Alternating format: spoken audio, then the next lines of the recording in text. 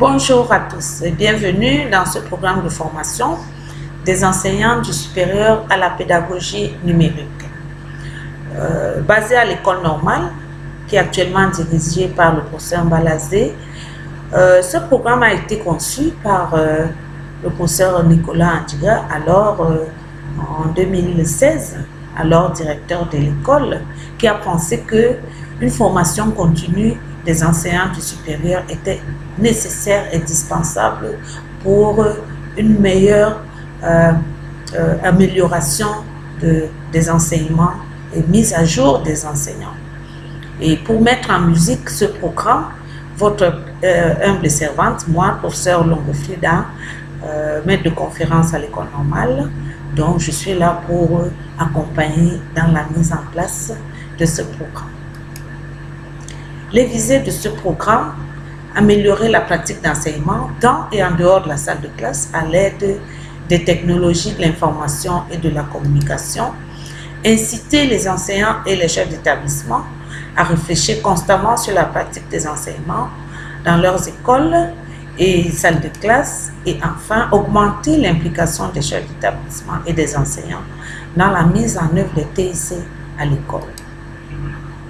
Comme questionnement, se pose la question de savoir comment les TIC peuvent être intégrés dans le processus d'enseignement d'apprentissage afin d'améliorer les résultats de l'apprentissage dans le supérieur.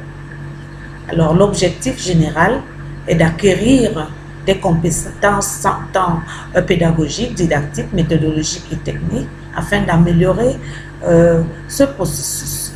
Alors, pour l'atteindre, nous allons revisiter les notions de pédagogie et de didactique, utiliser des différents outils technologiques pour la préparation des enseignements, les supports de cours, utiliser les technologies éducatives dans l'évaluation des enseignements, chercher et évaluer la qualité des ressources éducatives en ligne, développer les communautés de pratique en ligne pour renforcer ce processus, appliquer l'éthique, les mesures de santé et la morale pendant l'utilisation des technologies éducatives, intégrer ces technologies dans différents domaines, différentes disciplines, tant littéraires que scientifiques, concevoir et développer les cours en vue de leur mise en ligne, utiliser les outils d'édition de cours en ligne et des ressources éducatives, utiliser les réseaux sociaux à des fins pédagogiques et enfin, mener une formation à distance et suivre l'apprenant. Comme module, nous en avons 6. Le premier, le module numéro 1, est essentiellement axé sur la pédagogie et la didactique. Nous allons revisiter les différents concepts de la pédagogie et bien sûr de la didactique.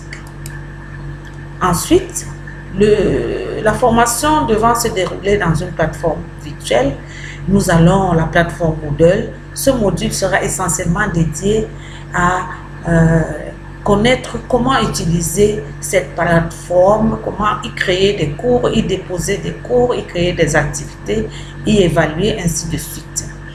Le troisième, autant pour moi, est réservé à l'évaluation. Évaluer les cours à l'aide des ressources et évaluer un cours. Donc, on va revisiter d'abord l'évaluation, les différents types d'évaluation, etc. Et voilà.